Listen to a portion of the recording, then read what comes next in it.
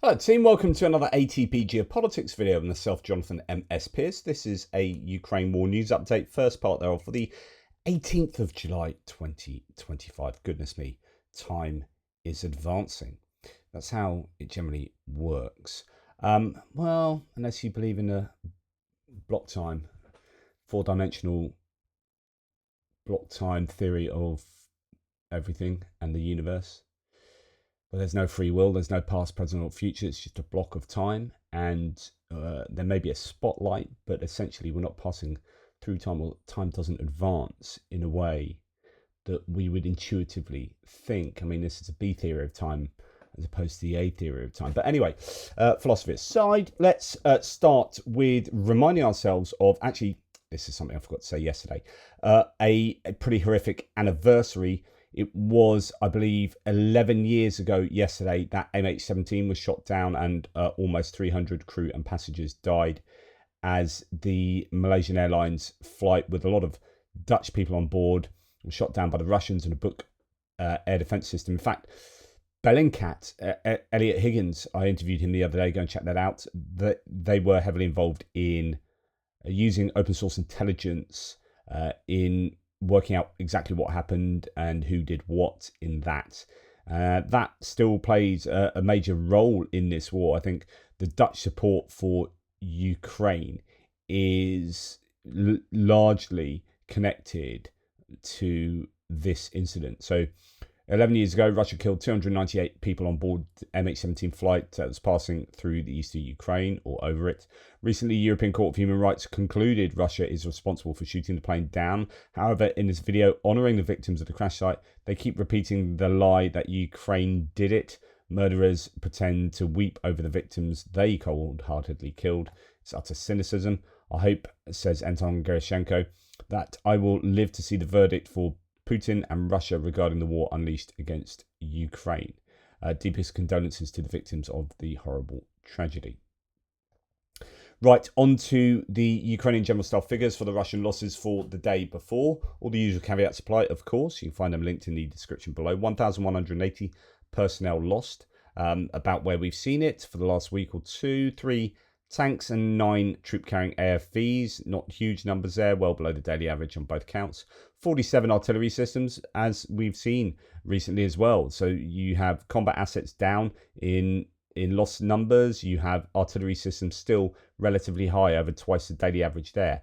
Incredible stats. 1 multiple launch rocket system and 111 vehicles and fuel tanks. I don't seem to have an Andrew Perpetual loss list today, but we will look at this. So leaked documents claim catastrophic losses in Russia's 41st Combined Arms Army while fighting in Ukraine.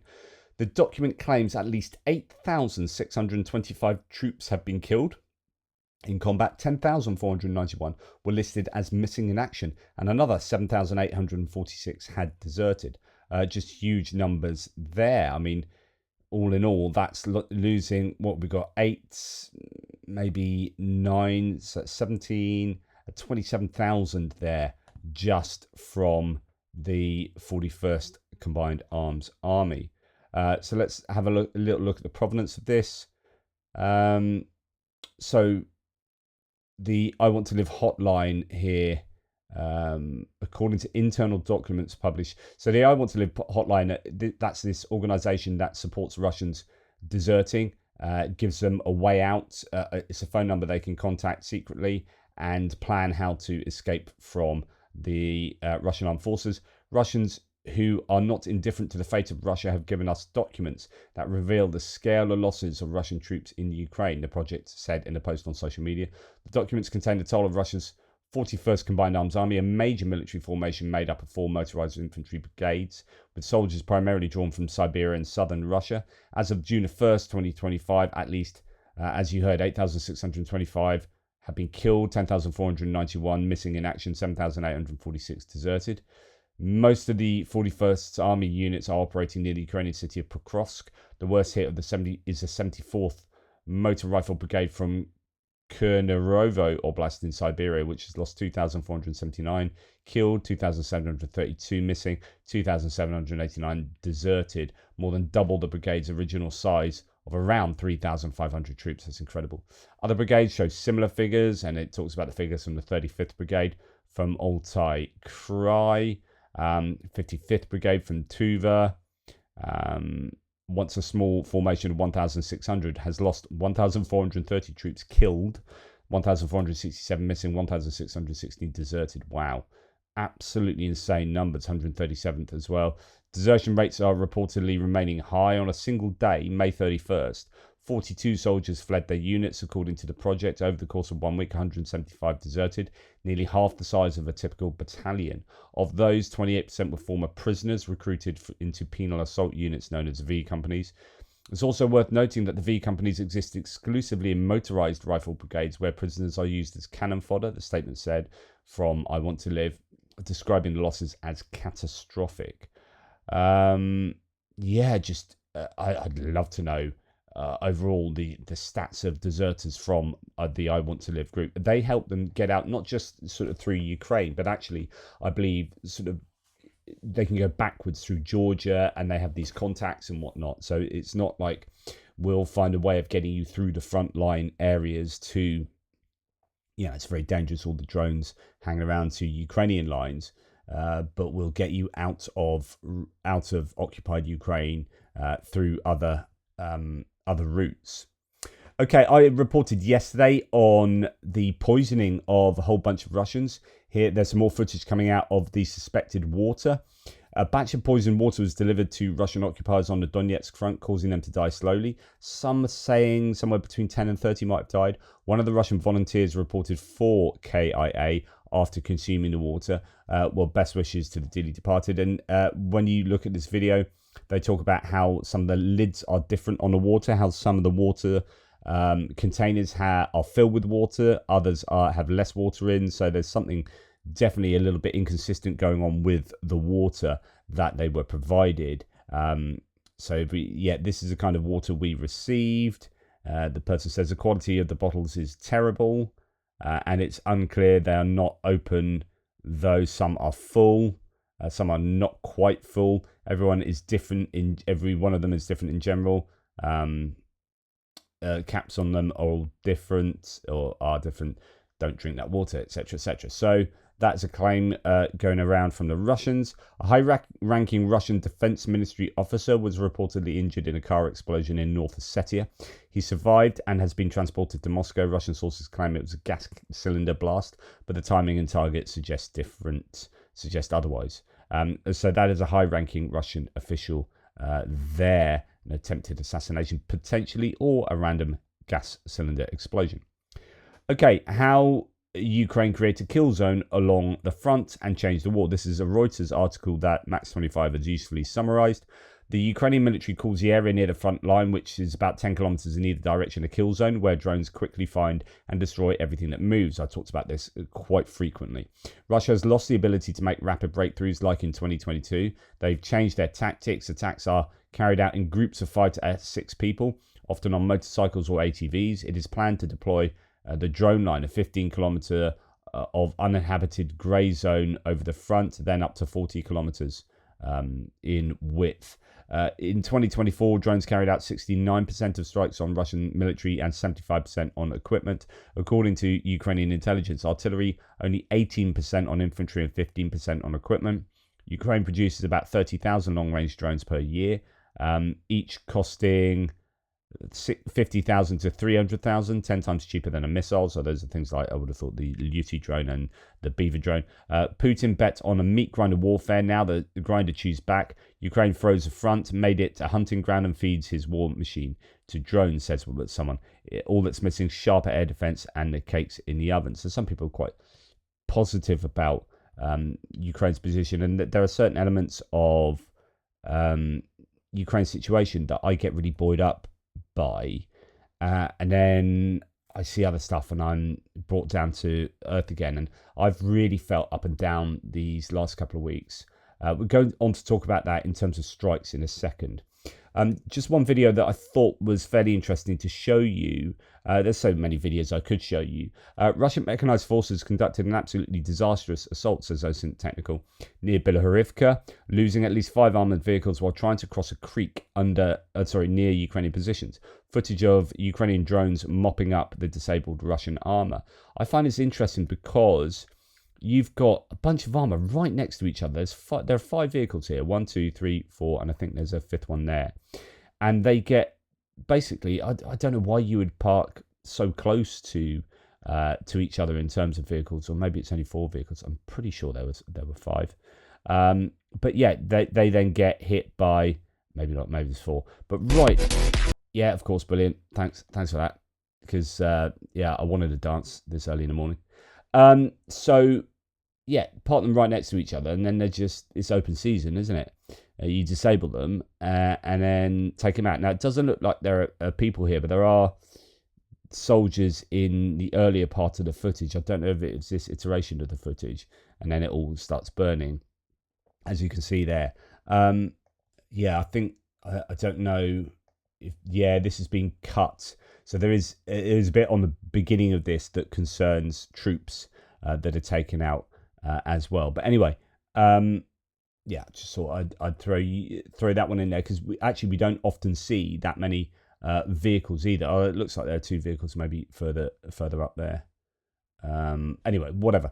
Yeah, we don't see that many combat assets like your APCs and infantry fighting vehicles get used at the moment, and there we've got 4 or 5 of them being used, and it's like, oh, that's a big attack. Okay, a twist on Russia's human safari in Kherson, says Zarina Zabriskie. Russian drones drop plastic bottles filled with incendiary liquid, TNT-laced wires and igniters. They explode on impact and set homes on fire. No running water. People leave water canisters outside. This is forced displacement. You know, they are impacting civilian life so much in this area. It's desperately sad. This is just a big war crime happening continually. Kherson is horrific. What do we have? So bad news for the Ukrainians here. Claimed Iskander-M with an airburst warhead. Airburst is where they explode just before they hit the ground, and as a result, a burst of kind of shrapnel and stuff spreads out to absolutely knacker things over a much wider area. So this is supposedly the control station of a Ukrainian Lyuty drones. These are the ones they are using frequently, the twin tails at the back, and possibly the munition that the Germans are helping with, to the tune of lots of money, and possibly could get in high 3-digit numbers worth of these. Well, here is supposedly a strike on the control station of these, as well as a Shahed strike on the launcher of Lyuty drones. I always thought they took off from a little airstrip, but evidently not necessarily. Both targets seem to have been hit precisely, but a precise ID can't be made. So the Russians are, of course, still striking at these high-value targets. Yeah, and this is a value of taking out, of course, reconnaissance drones, because they are the ones that enable such strikes. And that's why it's worth spending a bit more money on an expensive interceptor to take out reconnaissance drones, because it's the opportunity cost of not doing so that you need to calculate there. So if you're losing, a few $1 million worth of kit, then it's worth spending a few $100,000 taking out a drone that's actually only worth $10,000. So, right. Roy here says a successful Ukrainian cybersecurity operation has contaminated Russian firmware that modifies retail DJI Mavic drones for combat conditions. Firmware 1001 removes altitude restrictions, disables the ID system, deactivates geofencing, and increases communication range. As well, the flight log is disabled, and special modes for operating under electronic warfare jamming, such as return by compass heading, are installed. The use of 1001 has been suspended until a solution is found, depriving Russian Mavic operators of these critical tactical advantages. Excellent stuff there. Bit of cybersecurity shenanigans to stop the Russians having drone capabilities there. Okay, in Kherson, the Russian forces are targeted Again, in another war crime, if this is done with a first-person view drone, then you know what you're hitting, and you know you are hitting a civilian vehicle. The vehicle of a chief rabbi, Yosef Yitzhak Wolf, and with a drone strike, the drone hit the car directly while it was moving. Miraculously, Rabbi Wolf, his wife Chaya, and their 19-year-old daughter who were inside were not injured. Incredible. You can see the airbags doing their job there. So, wow. Right. Moving on to strikes, distant strikes. Another night of relatively low numbers of drones sent into Ukraine. We have 35 drones in total, and 11 of them were shot down, 6 suppressed by electronic warfare, so that's 17, so it's about half the drones got through. Of course, half of a much smaller number is not a great number, so you've got 18 drones getting through, which is somewhat more manageable, but still 18 drones with sizable warheads on, getting through to strike at no doubt military or industrial complex targets is still not to be sniffed at. That's going to hurt, and that's the sort of stuff that's happening every single night. A 64-year-old man was killed following a Russian attack on the Stepnohirsk community. This is in Zaporizhia. His body was just discovered at the impact site. That is quite an impact as well. I always find it amazing that you have these huge strikes like this, and you have only one person dying, or relatively few injured and killed. It's just, I guess testament to maybe people being careful when sirens are going and to take themselves away. I don't know. Right, the Ukrainians had a large-scale attack on Russia last night, but yet again, we don't really have any details of any successful strikes. I was speculating yesterday that I think the Russians are better at shooting down, and they should be. You should be improving. If you're not losing your air defense systems inside Russia, which they're not, they're losing them maybe in Ukraine. They might have to spread them more thinly.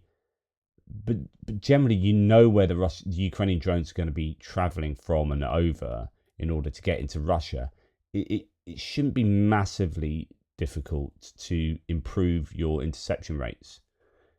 And I was speculating that we are seeing fewer and fewer substantial hits by the Ukrainians at the moment, because I think the Russians are just taking the drones down. Now, someone said absence of evidence is not evidence of that. Absence. Believe you me, I've literally written chapters in books on this argument. And I've talked to you about it before. So absence of evidence is evidence of absence if you would expect there to be evidence. So the idea is, just because we don't see evidence doesn't mean it didn't happen. Sure, but these are probability assessments, and the probability does get affected when in previous times we have seen evidence when these things have happened, and we're now no longer seeing the evidence of it happening.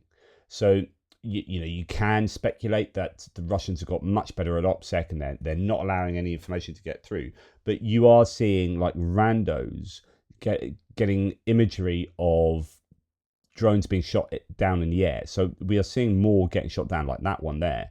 And we're seeing less information, or less video footage of things being struck, and we would normally see that. And if we would expect to see the data and we're not seeing data, that is disconfirmatory evidence. Again, it's probability. It's not the surefire thing, right? But you just, we have seen fewer successful Ukrainian strikes inside Russia, and something has to explain that data. Now, you can build up a case for it. They are still striking stuff. But again, that's just hopeful, isn't it? You need evidence. You can say, well, because it works the other way. Absence of evidence is not evidence of absence. But then you're just saying, well, I'm punting to they have hit, and I'm punting to they haven't hit. And we both have, neither of us have evidence.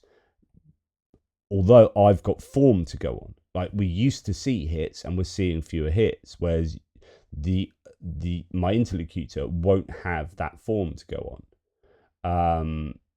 So much. So I do wonder how successful these Ukrainian strikes are being at the moment. Now, Moscow was targeted. Drones reached Russia again, going all the way to Moscow region. Explosions were heard and seen in Solnechnogorsk, where it looks like they shot down this drone there. But there's also a drone. I mean, this is interesting. So although I just said it's easier to shoot these drones down, especially when they're quite slow moving Lyuty drones like this one you can see here. This one has got all the way to Moscow and is flying north of Moscow. So I could, north of the Kremlin, sorry. So I could well be wrong here, and I'd like to be wrong. But it has been a lot quieter recently in terms of successful Ukrainian strikes, at least as far as what we know. Drone attacks targeted in Moscow region overnight and nearly an early morning, with explosions reported in Dzerzhinsk and Nizhny Novgorod as well, says no reports. Massive attack on Russia at night, said Max 25 early this morning. But again, not really an awful lot of detail. We do have drones sort of flying through the air, as again you can see in that image, but no substantial evidence for mass destruction. Really only this one at the moment. According to Supernova, drone strikes hit an industrial area in Dzerzhinsk and Nizhny Novgorod region, reportedly targeting the Korund chemical plant. The cyanide salts workshop was damaged. Drone debris was recovered. No casualties were reported. Just relatively small damage by the looks of it, by the size of the smoke plume there. In the Lipetsk region, Russian sources claim a Ka-52 alligator attack helicopter downed a Ukrainian drone near Yelets. Footage circulating online allegedly shows the strike. And this is interesting because we haven't seen this too much from the Russians. We've seen it from the Ukrainians. They're using quite a lot of Mi helicopters to take down drones. This helicopter sent what looks like a missile at the drone there. So rather than use maybe cheaper machine gun rounds, it's being sure about it, and it.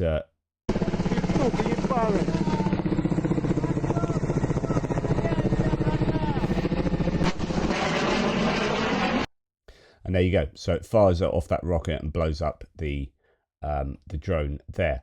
Okay, missile actually, because it'd be guided. Right, let us look at other bits and pieces. Russian Major General Vladimir Shesterov was officially sentenced to 6 years in a penal colony today after embezzling, or yesterday, 26 million rubles during the construction of Patriot Park in Moscow. This seems to be a very common occurrence. But as I've said to you many times before, I'm pretty sure everyone's involved in corruption, and they only do you when it's useful for them to do you. So I guess it was his time. For some reason, it was more useful to clear him out. Right, CNN reports that Russia may launch a large-scale summer offensive in the coming days or weeks. They claim that, from a Ukrainian source, that there's an estimated 160,000 Russian troops that have massed along the front line. I guess we'll have to wait and see. I mean, we have not yet seen a big summer offensive that we're expecting to see, and we're already into the second half of July, right? So, May and June, prime time to start attacking, get as much done while the ground is hard. You want to attack May, you want to attack even earlier than that. And yet still, Sumy, I think the Ukrainians have done a good job of slowing that down and reversing it. You got Zaporizhia to some extent. There's been a little bit of a movement around Kamyanska near the edge of the reservoir, just on the left of the map there. And then, of course, Pokrovsk area and also Toretsk, Konstantinivka area. I mean, I think that is a big problem. Does it signify like a major offensive? They might have ramped up the number of troops they have there to some degree, but it doesn't really look like a huge major offensive. Are the Russians capable of doing that? Are they likely to do that? Well, there's some claiming that it may be imminent. Right, big news here, says Visioner. US European Commander, NATO Allied Forces Commander in Europe, so the new one that's replaced General Kvoli, General Alexis Grinkovich, has said, quote, "My directive is clear: to ensure that the Ukrainians receive everything they need to defend themselves. Obviously, this includes offensive weapons as well. So many more steps will be taken. We will act as quickly as possible." That sounds brilliant. Grinkovich emphasized the need for rapid action and called on the defense industrial base in Europe and the US to boost production. According to him, this is a pivotal moment in NATO's history. He noted that the efforts are underway to provide Ukraine with additional Patriot air defense systems. Quote, I'm not going to reveal to the Russians or anyone else how much weaponry we'll be delivering to Ukraine or when we'll do it, but I can tell you that preparations are already underway. Grinkovich stated that in the coming days he will meet with NATO military leaders to discuss expanding support for Ukraine, particularly in the area of air defense. We plan to move as fast as possible in this regard. Other key statements from the general include, as part of our strategic security planning, the defense industry has been provided with a specific list of desired weapons, which allows for clear identification of the needs of all leaders involved in this process. It is our job to hold the defense industry accountable for rapid delivery and to hold ourselves accountable by enabling them through an accelerated procurement process. We need real capabilities and we need them fast. We can no longer afford to wait. Future promises are no longer enough. These weapons must begin appearing as soon as possible in the armies, air forces and navies of the alliance. This is really positive from Grinkovich. He seems like a good appointment, just classic in the right vein of thinking, certainly with regard to Europe and Ukraine.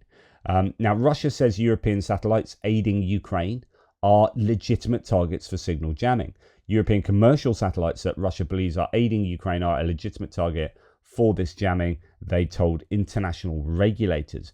I wonder if you're going to start seeing activities take place up in space, the way you're going to start. I mean, there been talks about this.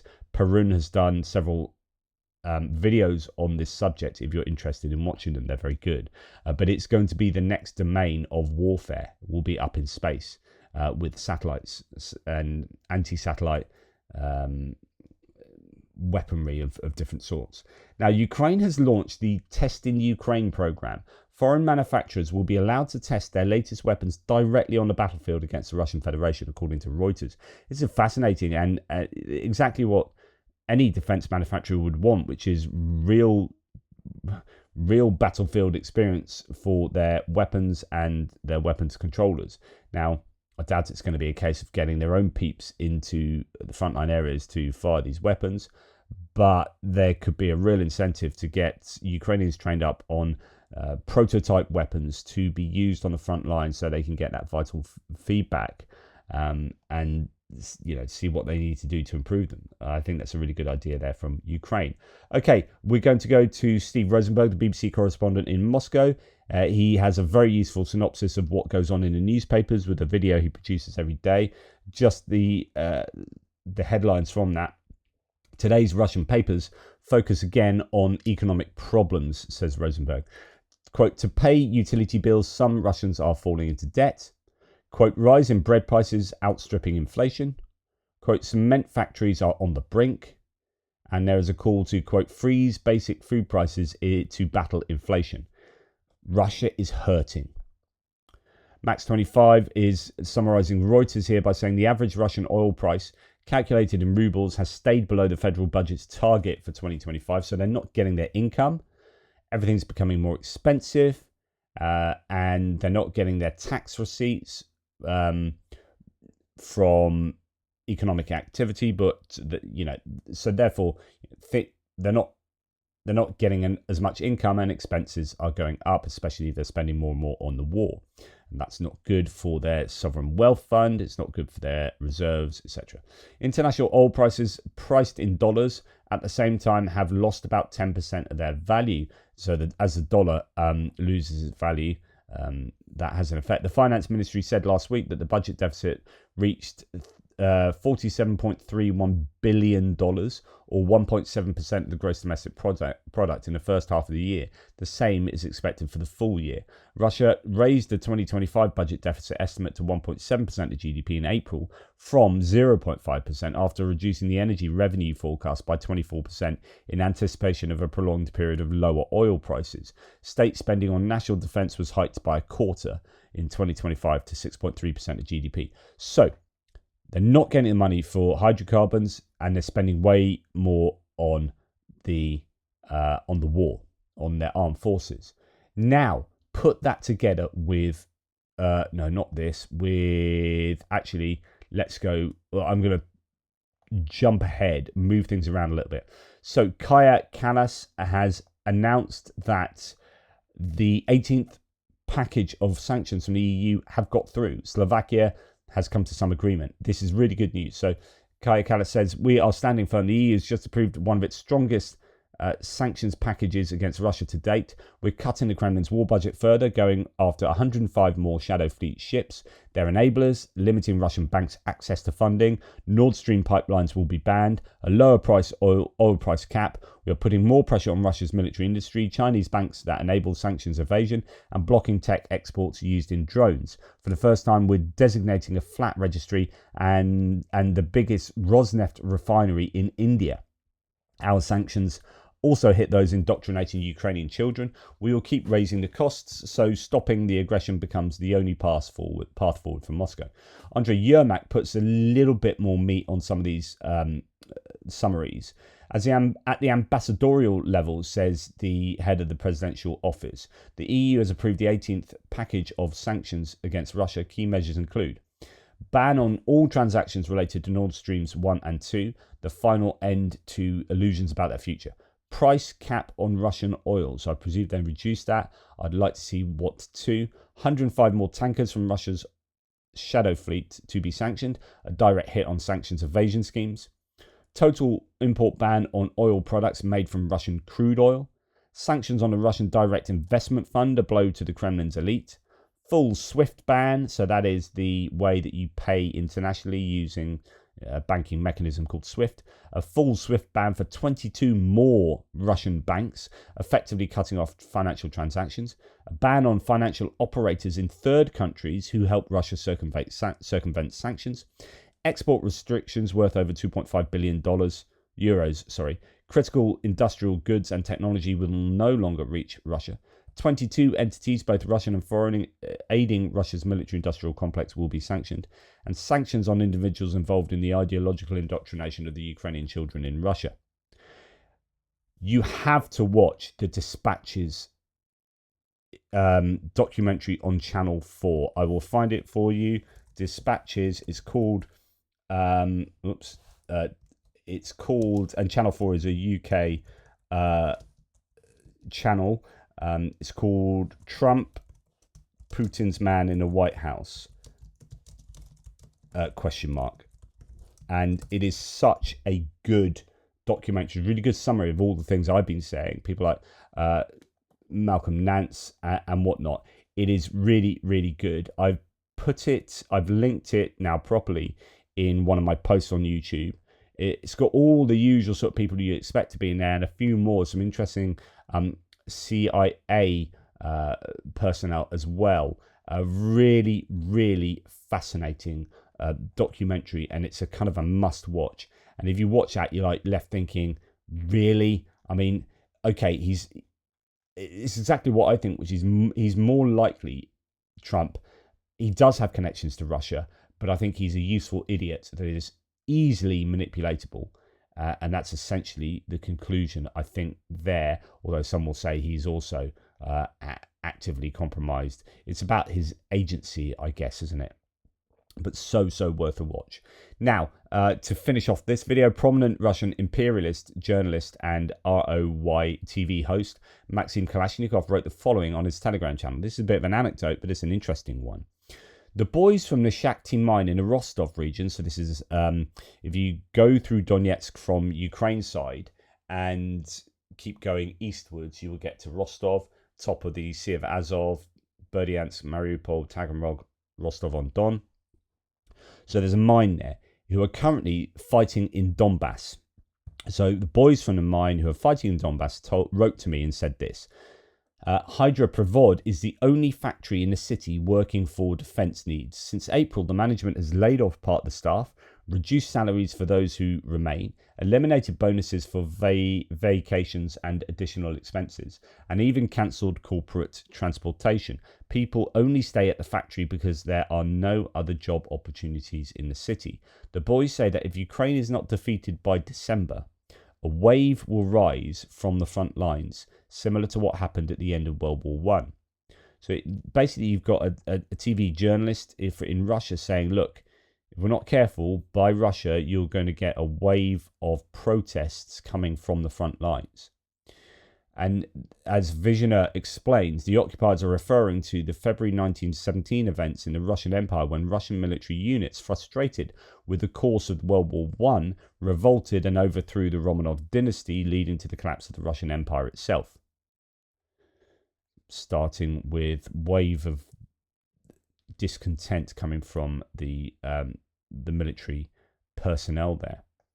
And I'll leave you with this, just that Rustem Umarov, and I talked about this with Rick the Ukrainian on a live stream yesterday. I'm going to do a live stream with Jonathan Fink at 2 o'clock this afternoon UK time, so about 4 hours time, 3.5 hours time, at time of recording. We talked about how Rustem Umarov was defense minister, but he was spending, what Rick was saying, he's spending so much time abroad and meeting and not hobnobbing, but doing a really useful job of meeting all these people abroad in order to get weaponry and stuff coming in for the armed forces, that he wasn't doing enough stuff in the country concerning running the armed forces themselves effectively, and so that there wasn't issues organisationally in the armed forces.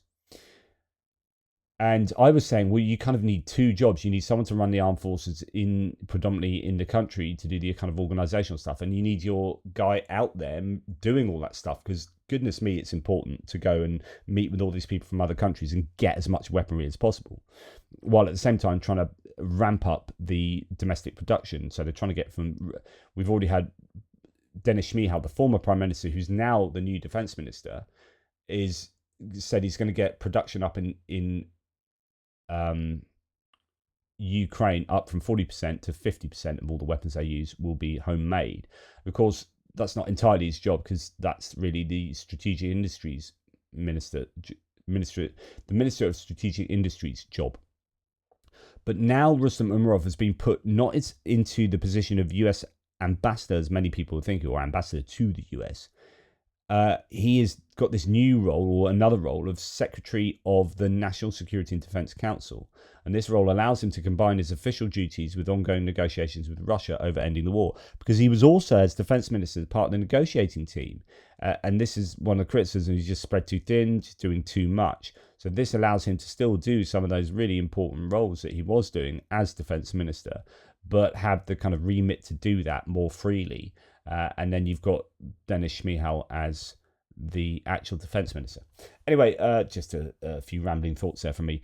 Thank you very much for watching. Really appreciate your support. And remember, if you go to atpgeo.com/donate, we are running a campaign to support Jigger's Paw. They're absolutely wonderful. And Drone Lab.